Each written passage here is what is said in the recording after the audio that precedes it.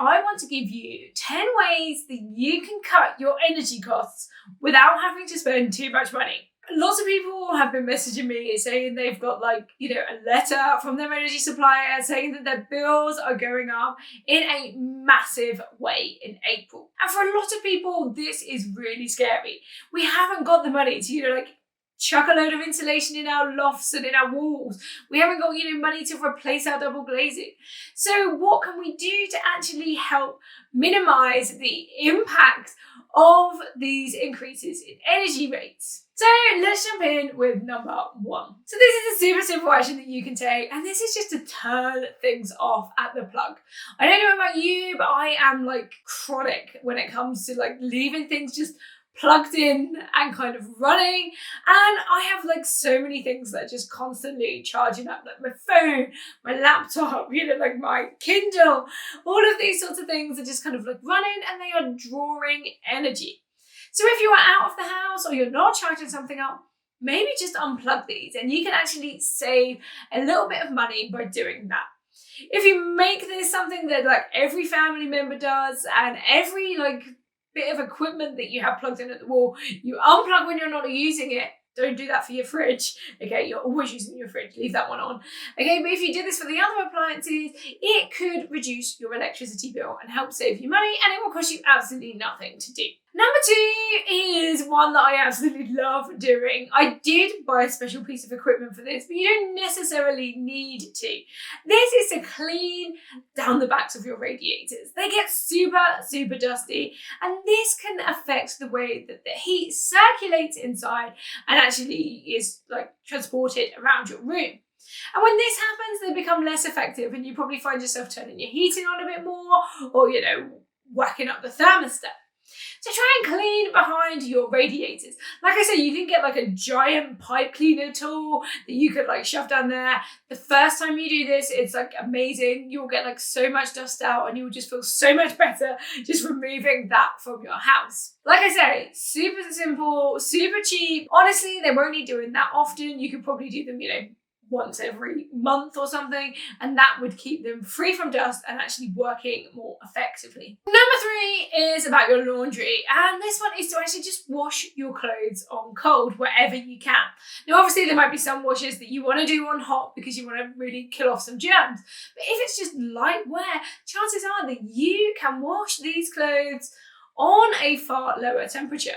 You can go to 30 or even lower, and this will save you a huge amount of money on your energy bills. If you're washing at 40, try 30, and see if you actually notice any difference in the quality of the clean that you get from your clothes. So number 4 is to monitor your usage, okay? So you're probably doing this, and this is kind of covered in a lot of the other things, but if you've got one of those lovely little smart meters that tells you how much energy you are using, just try and pay a bit more attention to it. Like when we're looking at our finances, when we start budgeting, I tell people just to get to know where their money is going. When it comes to energy, get to know what energy you are using.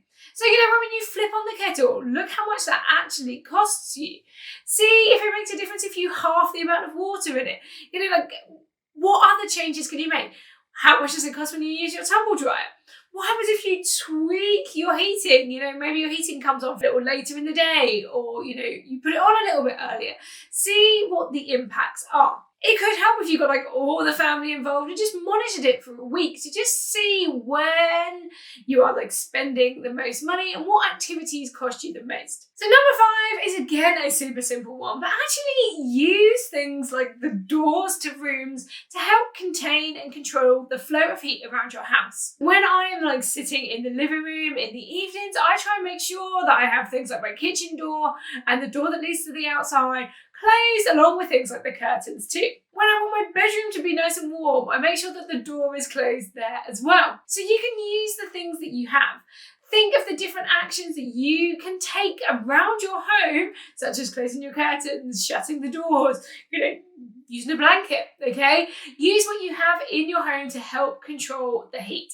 If you can, in the evenings, try and have all your family in one room so that you're not having to, heat different rooms in the house. You might need to look at some creative solutions for this, but it could help reduce the cost of your energy bill. So number 6 is to take shorter showers, okay? I love a long shower. I love like turning it up real high and letting the bathroom get all steamy, but it's not particularly cheap, okay? You can save money on both your water and your water heating costs by taking shorter showers. So maybe set a timer, get the egg timer out of the kitchen and set it for 5 minutes. I like to try and do all of the things I need to do, like washing my hair and shaving, as quick as I can at the beginning, and then I can enjoy the rest of my shower. If you did this for every family member, you could end up, saving a huge amount of time on showers and therefore reducing your hot water consumption and your water consumption.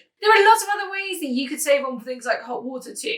Using a bowl for washing up rather than leaving the tap running, and making sure that your dishwasher is full before you run it. So number 7 is one that I like to do, and I'm not entirely sure the difference it makes, but I like to think it's probably doing a good job.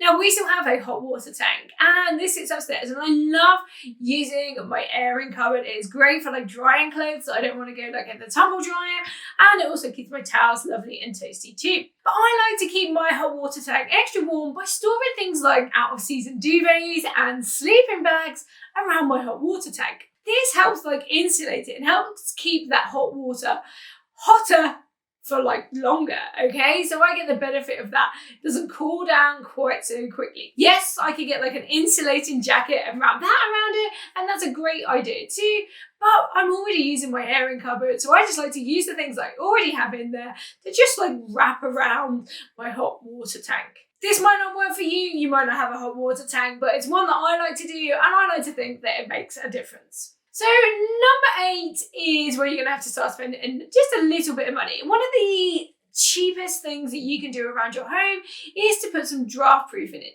So this could be sills around the doors, maybe like a little cushion, along any sort of external doors to stop the cold air coming in and that hot air escaping. Lots of heat is lost through things like, windows and doors, and you might not be in a position to replace these things, but you can pick up fairly cheaply from DIY shops or online some extra little trims and bits and pieces that could just block off some of those gaps. That means that you are losing that precious hot, lovely warming air. So number 9 is one that I saw, I think, on TikTok to start off with, and then I had to go and do a Google search to check that it was true.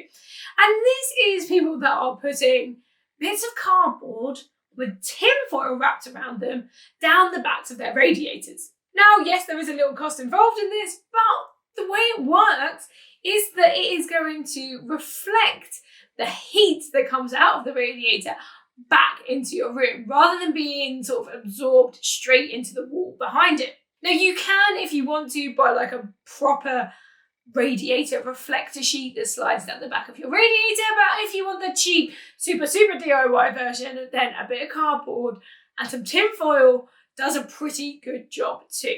And like I say, it's all about just making your heating systems more efficient. That means you can turn the thermostat down a little bit or have your heating on for a little bit less time, and it will save you some energy. Now for number 10, we're going back to laundry, because I think one of the biggest costs in my household that I feel like I can control is drying my clothes. We use our tumble dryer way too much, and I know there are lots of alternatives out there. So a really great way to save on your energy bills is to avoid using the tumble dryer. Now, I have seen some really great solutions for this. So for some people use things like heated clothes racks. In the summer with the warmer weather, just round the corner, get things outside, get them on the washing line. Even now, so I recently, in February, had my clothes out on the line, because, if the ground is dry, then your clothes will dry. That is the rule. I've also seen some people, using things like bed sheets and placing those over a radiator, and then also over their clothes horse with all their clothes on. And this creates sort of a mini tumble dryer heating system, and it's drying clothes super quickly. Remember, if the radiators are on, you can hang your socks on there. Use that energy, double up on it, and get the most out of that. Let's hope that these costs aren't too significant. And if they are, let's do the best we can to reduce the way we are using energy and hopefully keep these bills in check and manageable. If you have any more top tips, please leave them below in the description so that the other people watching this video can see different ideas that you have and the different ways that you are reducing your energy bills. And whilst you're there, please do hit the like button, hit the subscribe so that you can see my future videos. Big thank you for watching, and I will catch you in the next one. Bye.